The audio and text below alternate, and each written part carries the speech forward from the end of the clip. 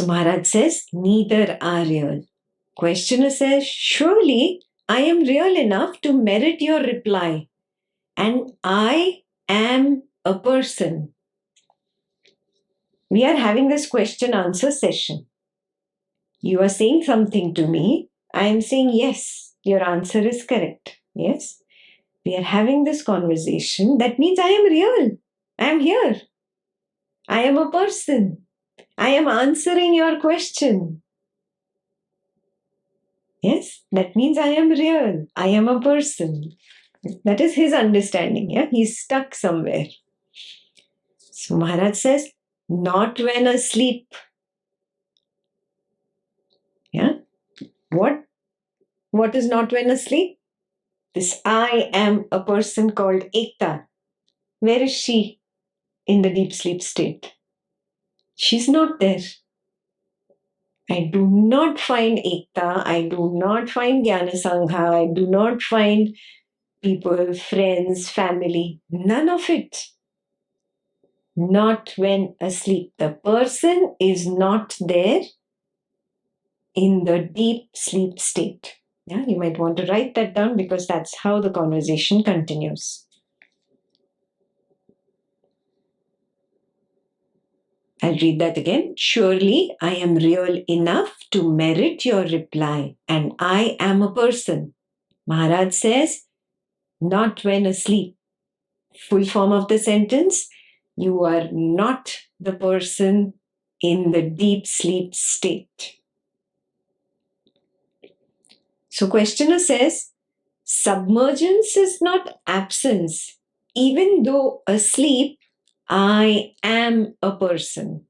That part of the sentence is eaten up. It's there in Marathi. I am a person. Full sentence is there in Marathi. Submergence is not absence. Even though asleep, I am a person. Yeah? Exactly how you believed that I, this body mind called Ekta, I am the person that is there in the waking state and is now lying down to sleep in the night. So I, the body mind called Ekta, am asleep. I, the person, is still there on the bed. I always believed this throughout my life. So he's saying, though I was submerged means my consciousness was inward turn, or I was completely internalized, absorbed, submerged. Though I was submerged, it does not mean I was absent, means I was not there. Very valid, his argument is. That's exactly how we thought earlier. Yeah? So submergence is not absence.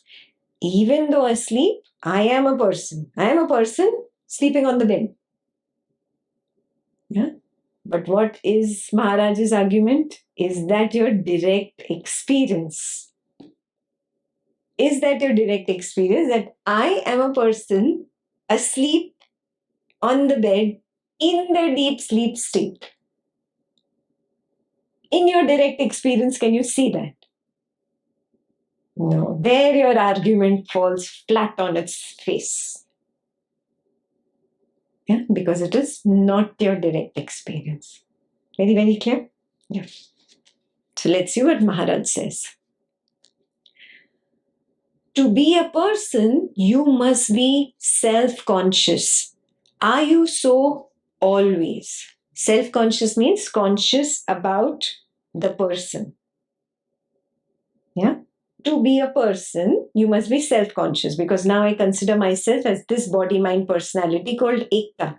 Am I always conscious of this person called Ekta? You ask yourself, are you always conscious of the person called Gitanjali? Are you always conscious of the person called Satyen? Are you always conscious of the person called Shailaja? Whatever name, label has been given to the body mind. Am I always conscious? Don't look ahead at what the person answers. You answer for yourself.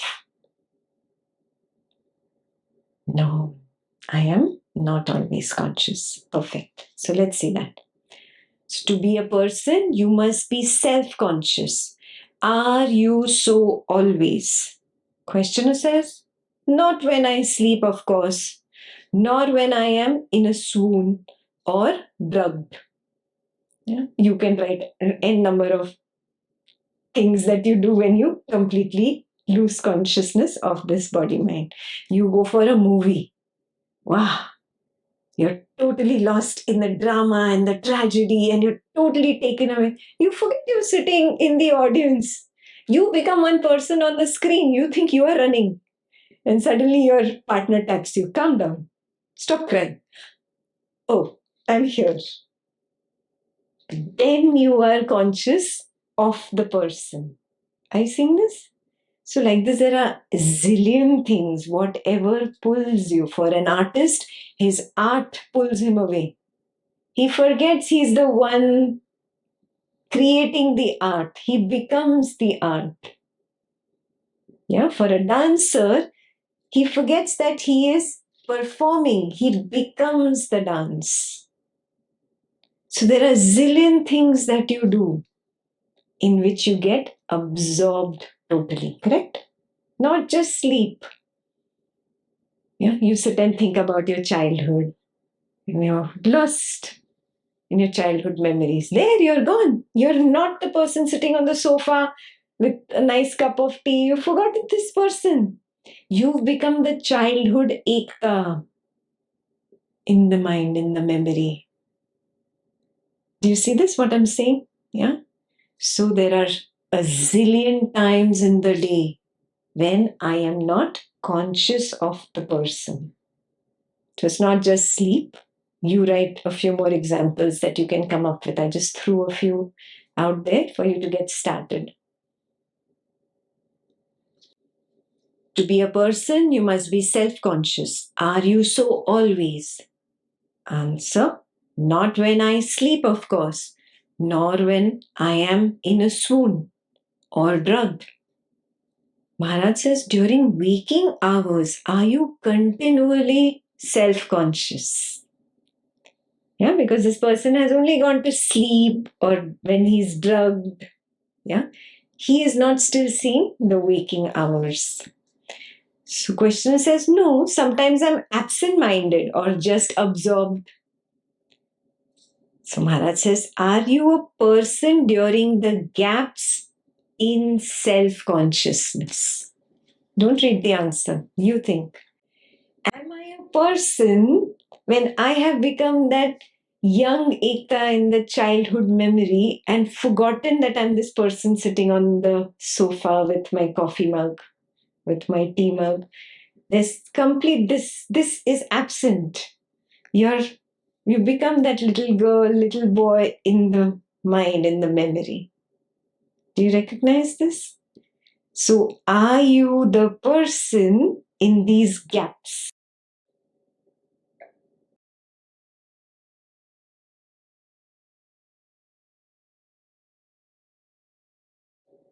Ask yourself this question. You should experiment during the day now. You have a nice long day ahead of you.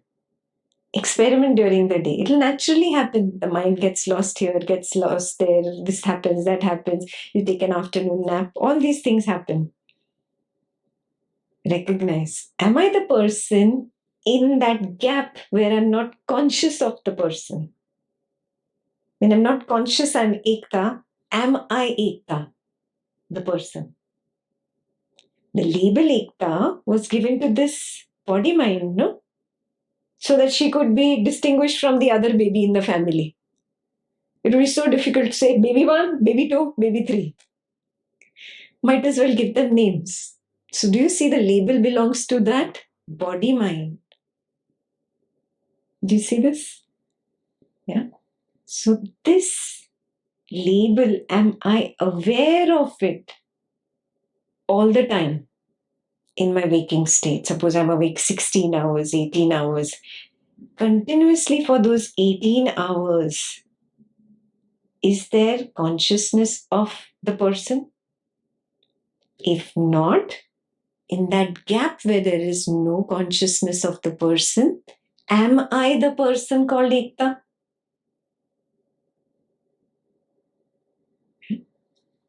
contemplate, experiment. Yeah, reach that answer by yourself. Don't believe Ekta, don't believe Maharaj. I have to verify. Okay. During your waking hours, are you continually self-conscious? No, sometimes I'm absent-minded or just absorbed. Maharaj says, are you a person during the gaps in self-consciousness? Of course, I am the same person throughout. I remember myself as I was yesterday and yesteryears. Definitely, I am the same person. So, Maharaj throws his most popular googly. So, to be a person, you need memory. Yeah. So, I remember means to be a person, I need memory. What if I have amnesia? That means I'm not a person. So, to be a person, you need memory. Questioner says, of course, yes. So, Maharaj says, and without memory, what are you? So, question says, incomplete memory entails incomplete personality. Without memory, I cannot exist as a person. So Maharaj says, surely you can exist without memory. You do so in sleep.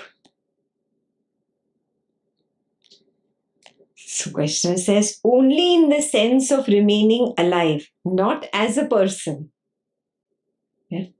So Maharaj says, since you admit that as a person you have only intermittent existence, can you tell me what are you in the intervals in between experiencing yourself as a person? What are you then? If you're saying person is memory, person is memory. I don't have memory. From here to point A to point B, I have no memory. So I'm not a person. What am I? I'll read that again. Incomplete memory entails incomplete personality. Without memory, I cannot exist as a person. Maharaj says, surely you can exist without memory. You do so in sleep. Questioner says, only in the sense of remaining alive, not as a person. So Maharaj says, since you admit that as a person you have only intermittent existence, can you tell me what are you in the intervals in between experiencing yourself as a person? What are you? What are you in those gaps where you are not a person, where you do not have memory? What are you? Can you tell me? So questioner says, I am, but not as a person, since I am not conscious of myself in the intervals. I can only say that I exist, but not as a person. There is the key. Yes, there is the key. So I exist, but I don't exist as the person. That means there is one level that you have not gone beyond. You have gotten stuck to the body, mind, personality. So he himself comes to the answer. See, so beautifully Maharaj brought him to his own answer. Maharaj did not directly answer the question. Just through self-inquiry question, Maharaj got him to the final answer. I'll read that again. I am, but not as a person. Since I am not conscious of myself in the intervals, I can only say that I exist, but not as a person. So Maharaj says, shall we call it impersonal existence? Yeah, because there is no person, so impersonal existence. Questioner says, I would rather call it unconscious existence. I am, but I do not know that I am. Now, second googly of Maharaj. You have said just now, I am, but I do not know that I am. Could you possibly say it about your being in an unconscious state? Means when you are unconscious. For example, you have gone to the doctor, he's given you anesthesia before a procedure, you're in an unconscious state. About your unconscious state, during your unconscious state, in your direct experience, can you say, I am, but I do not know I am?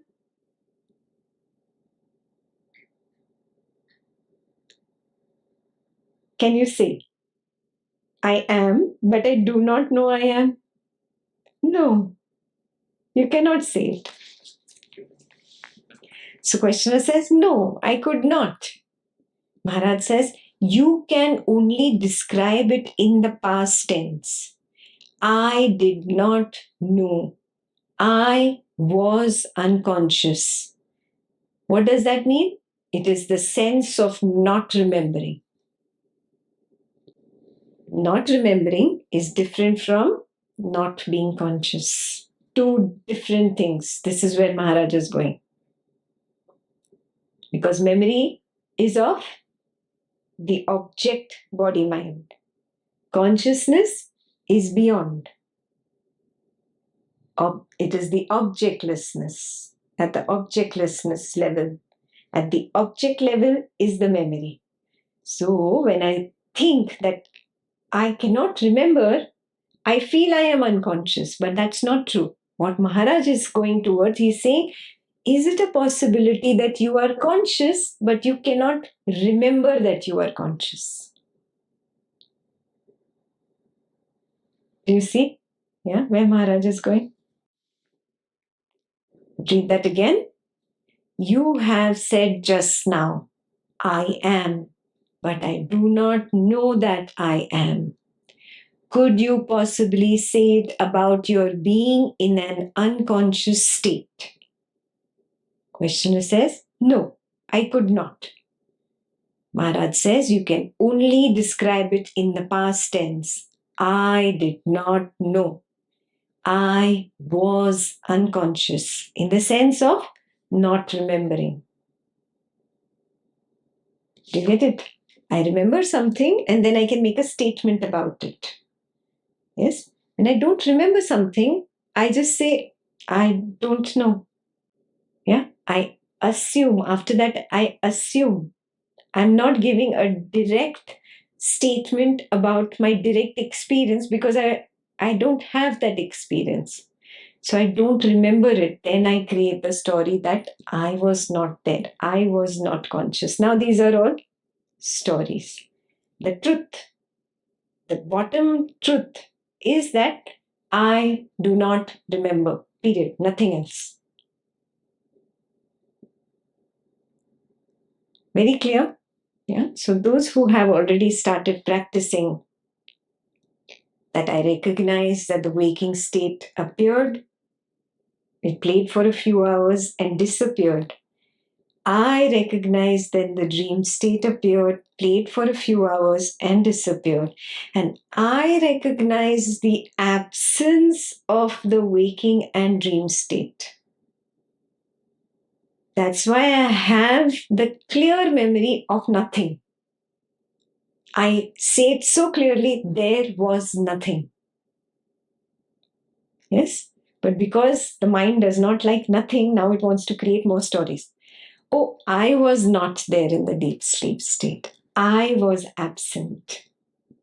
No, no, no. Then who knows that there was nothing? So the one who's saying, I was not there, is the story part. Neti. Neti. To find what you are, what do you have to do? Do neti neti with that which you are not. No, no. This was a story later I created. I was absent. I was not there. Story. I don't know that in my direct experience. In my direct experience, what do I know? Nothing.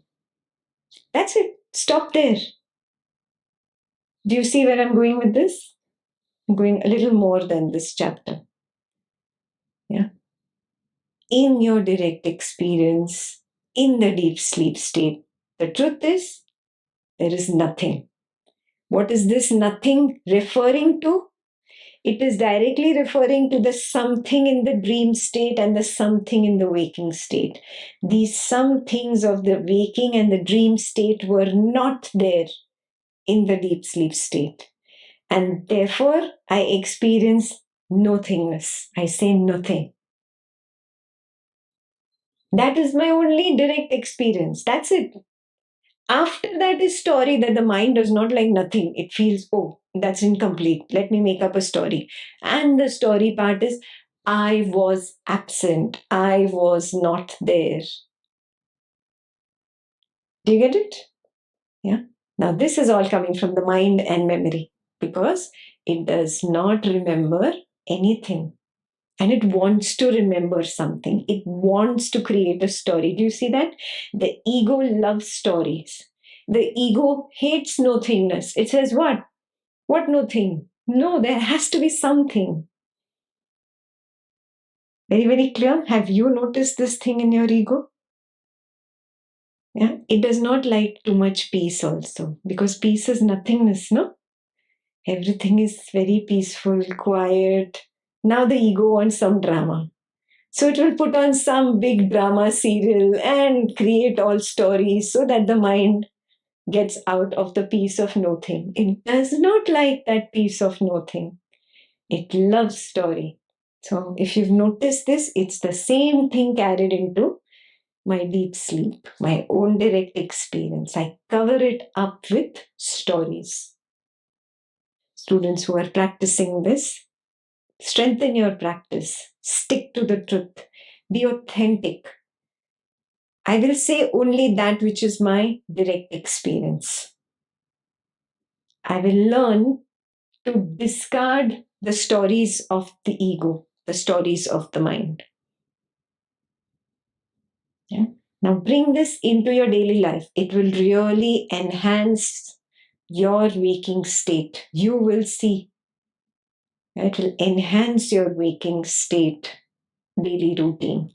It will make the life very peaceful and quiet. Less drama, less nonsense, more peace. How? Simply by discarding the stories that the mind creates. To find what you are, first find what you are not. That story that you are not. And then reject it. Need it. So Maharaj says, you can only describe it in the past tense. I did not know. I was unconscious in the sense of not remembering. Having been unconscious, how could I remember and what? This is the questioner. So Maharaj says, were you really unconscious or you just do not remember? So questioner is a little confused because he considers himself to be the body mind. So he considers the mind being conscious and the mind having memory. So he's considering it at the same level. Yeah, so he's trying to say, now how will I distinguish it because they're at the same level? Yeah. How can I make out the difference between being unconscious and not remembering? So Maharaj says, consider, do you remember every second of yesterday? You pause and you think, do I remember everything of yesterday? 16 hours, 18 hours, for the sleepy heads, 10 hours, however long your waking state was. Do you remember everything that happened yesterday? Questioner says, of course not. Maharaj says, were you then unconscious? Of course not. So Maharaj says, so you are conscious and yet you do not remember. Think about that statement again. You were conscious throughout those 10, 12, 14, 16 hours of yesterday, yet you do not remember some things. Correct? Questioner says yes. Maharaj says, Maybe you were conscious in sleep and just do not remember. Highlight. This is the biggest homework from this chapter. This is the main practice. Okay? The main practice of Swapna Nidra Jnana is to recognize that I, the consciousness, am conscious. There is the waking state. It appears, the waking state disappears. I am conscious of the waking state disappearing and the dream state appearing. The dream state plays and disappears. I am conscious of the dream state disappearing and the darkness or the nothingness of the deep sleep appearing. I know very clearly there is nothing. Yes, first question, if somebody asks you, what was there in deep sleep? Nothing. Every single human being on this planet will give the same answer. What was there in the deep sleep state? Nothing.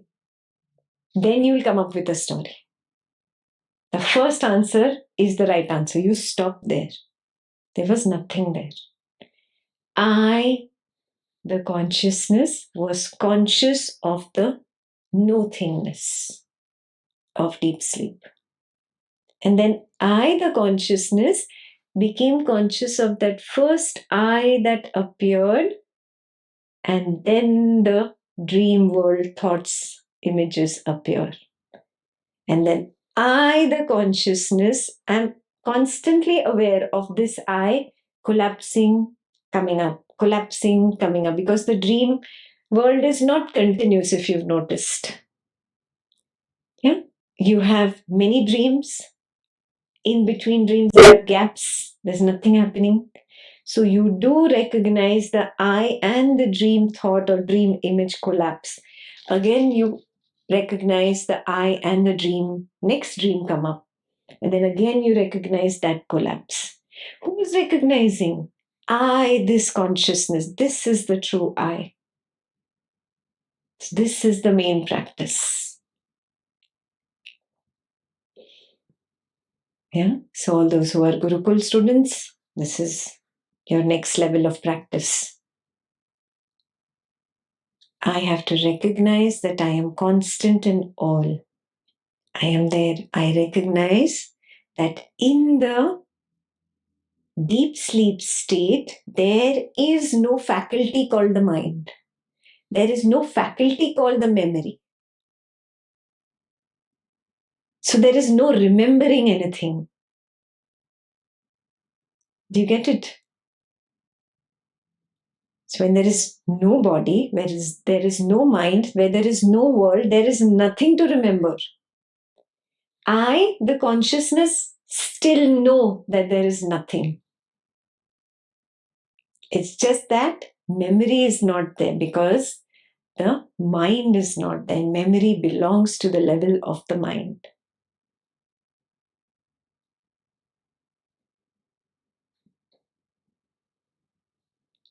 Super clear? Yeah.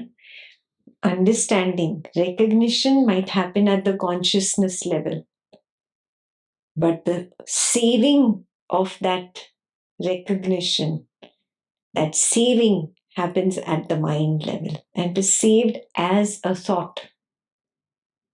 There is absence of the saved thought in the deep sleep state because of the absence of the faculty called the mind.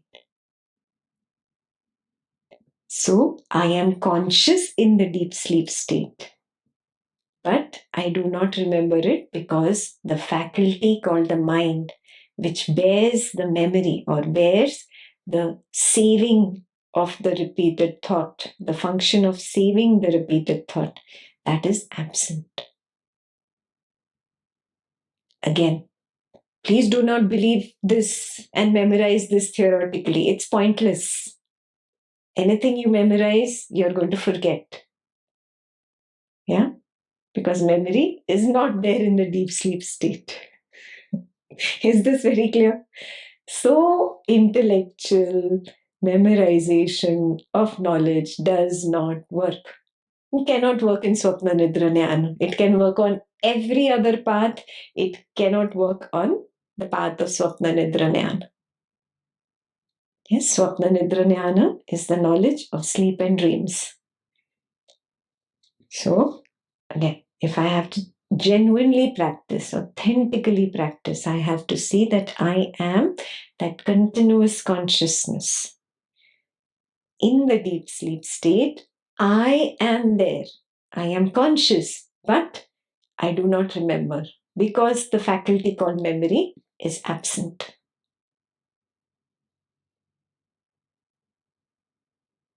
Super clear?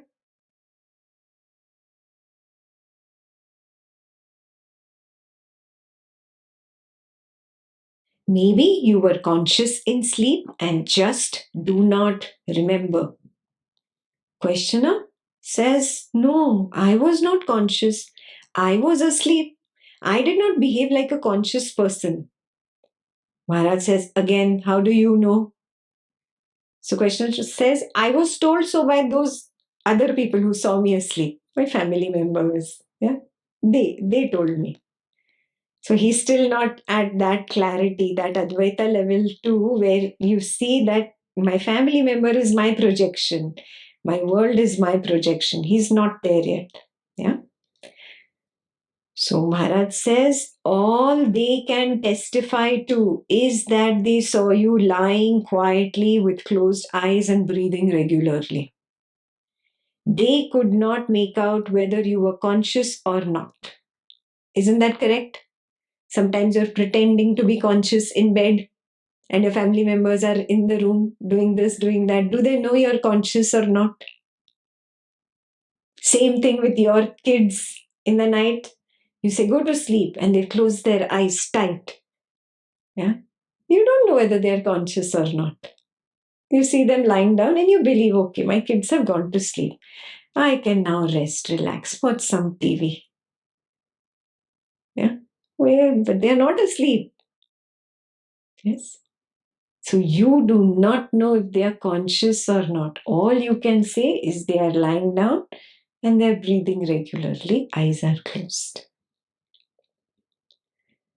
They could not make out whether you were conscious or not. Your only proof is your own memory. A very uncertain proof it is. Yes. Because why? Because memory is limited to the mind. The mind is limited to the waking and dream state. Super clear? Questioner says, yes, I admit that on my own terms, I am a person only during my waking hours. What I am in between, I do not know. Good. So at least he's coming to that understanding. So Maharaj says, at least you know that you do not know. Since you pretend not to be conscious in the intervals between the waking hours, leave the intervals alone. Let us consider the waking hours only. Maharaj is very clear. You pretend not to be conscious. Yes. You're not really unconscious. You pretend not to be conscious. So, okay, let's leave the intervals aside. Let's just discuss waking hours. But what does this guy say? I am the same person in my dreams. Because I see the same Ekta running away from the tiger in my dreams. No? So I'm the same person in my dreams. So I said, okay, agreed. Chalo. Concession. We'll talk about waking and dreaming now. Let us consider them together, waking and dreaming. The difference is merely in continuity. Were your dreams consistently continuous, bringing back night after night the same surroundings and the same people? You would be at a loss to know which is the waking and which is the dream. Henceforward, when we talk of the waking state, we shall include the dream state too. So, all he said, the difference between the waking and dream state is that the waking state is the same continuous dream. The dream state is not the same continuous dream. It's different dreams, different dreams. This is what helps me distinguish, okay, this is the waking state because it has the same continuous dream, and this is the dream state because it has many different shorter dreams.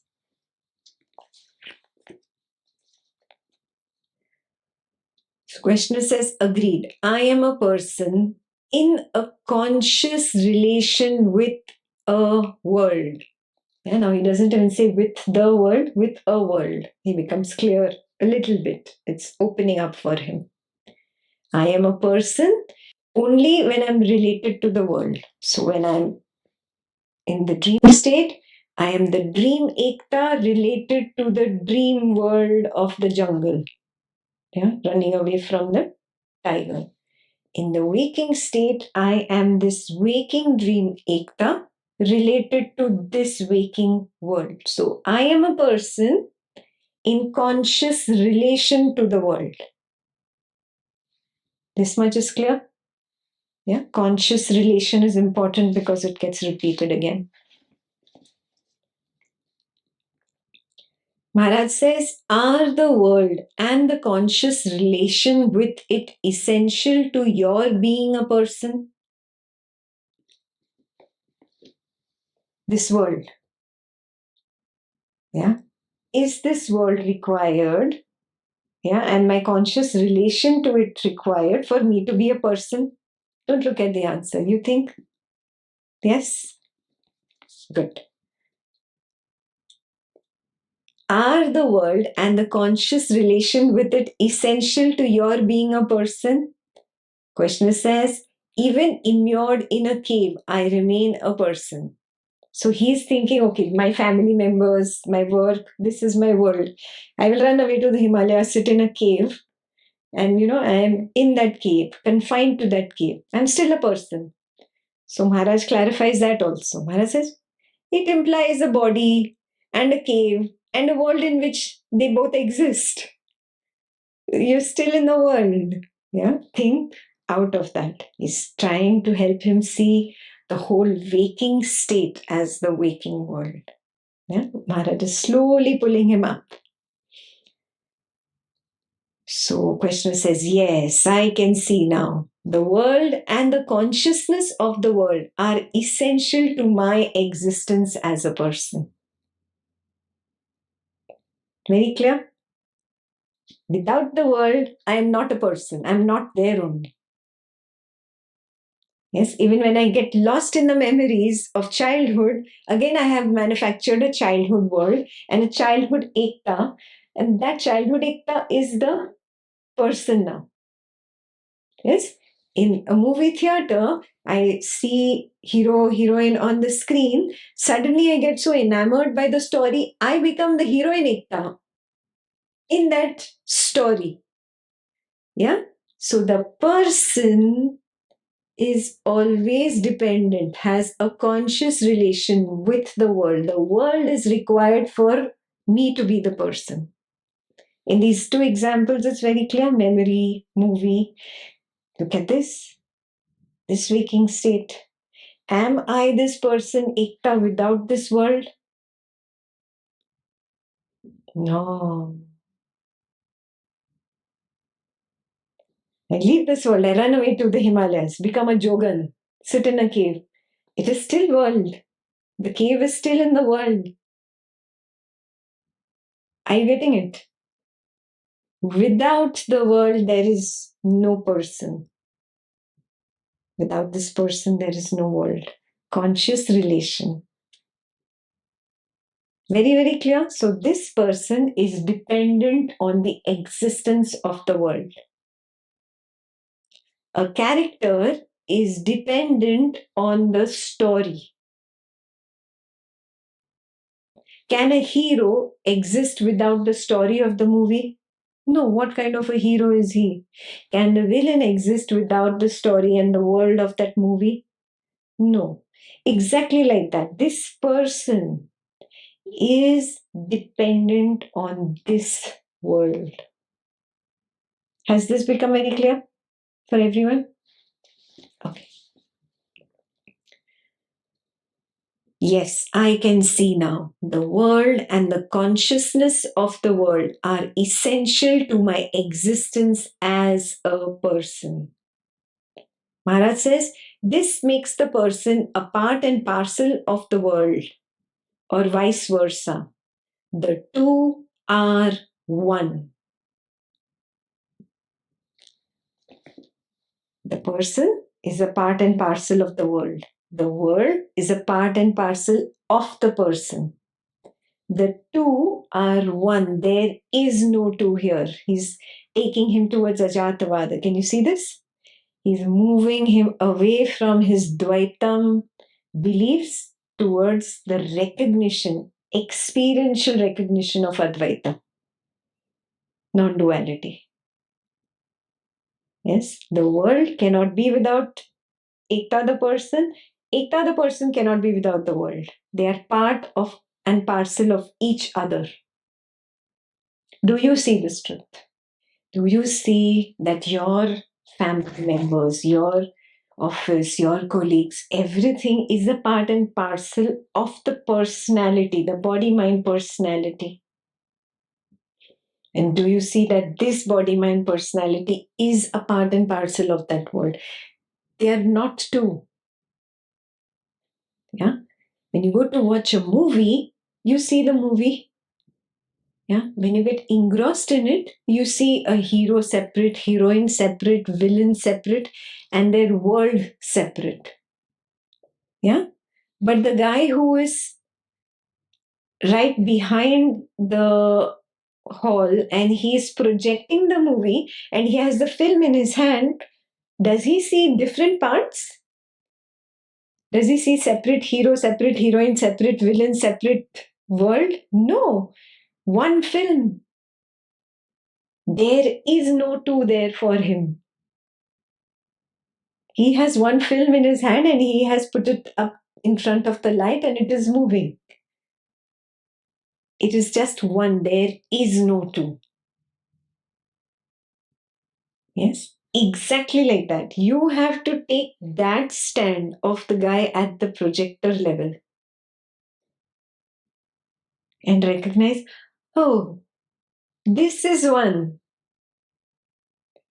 This whole thing is one. It's not two. It's not a separate teacher, separate students, separate Advaita class. No.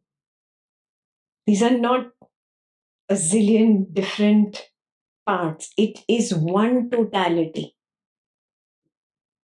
It appears to have parts. Just an appearance, not true, not real. It is one complete wholeness, one complete totality. Yes. Homework number 2 for the day. As you go through the day today, seeing every minute to minute, today's the weekend, you're probably going to go out to the grocery store. Yeah, seeing that the grocery store, this body mind personality that is shopping for the groceries, all the people in the grocery store, the whole thing is in me. I am not in the grocery store. The grocery store and all these people are in me. This body mind personality that has gone shopping in the grocery store, that is in me. I am that totality. I am that completeness.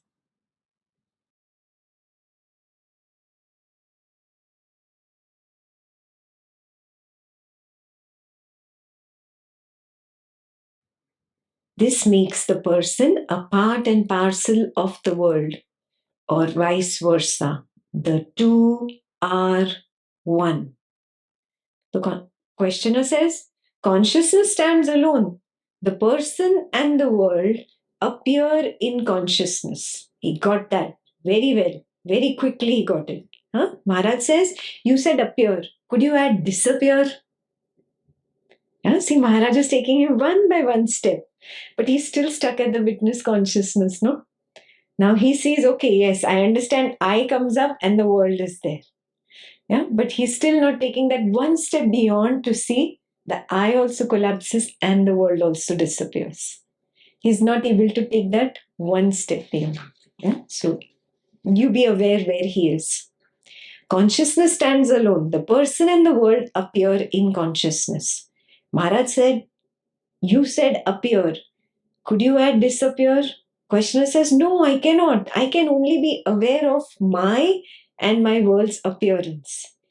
As a person, again, he's gone back to person. As a person, I cannot say the world is not. Without the world, I would not be there to say it. Because there is a world, I am there to say there is a world. Do you get it? His eye is still at the body, mind, personality level. Are you able to recognize this when you read this? Where is this seeker? At what level he is? Good. Maharaj says, maybe it is the other way around. Because of you, there is a world. Yeah, what is he saying? Because I, the person, am in the world, I can say, okay, the world is there. But I, the person, am dependent on this world. So only because the world is there, I, the person, am there. That's his understanding. So he's saying the world is first, srishti, then drishti. He's still stuck at srishti drishtivada. So because the world is there, then I can say I am a person. Yeah, so I can never see that when the world is not there. If you're stuck at srishti drishtivada level, you'll never be able to see that the world is not. Yeah, Jagat Mithya can never be understood at Srishti Drishtivada level. Brahman Satyam can be understood, but Jagat Mithya, for that you must progress to the second level, Drishti Srishtivada, Advaita level 2. Is this very clear? Yeah, super clear for everybody. Yeah. So if I feel there is a gap in my understanding, what do I need to do? Go back to Drishti Srishtivada, level 2. If I'm very clear, I can see exactly, experientially right now, then I'm good. I'm at the right place. Yeah? Time for self-check, self-evaluation. So he says, maybe it is the other way around. Because of you, there is a world. Maharaj, you means not I the person, but I the consciousness. Because of me, there is a world. So he's not there yet. What does he say? To me, such a statement appears meaningless.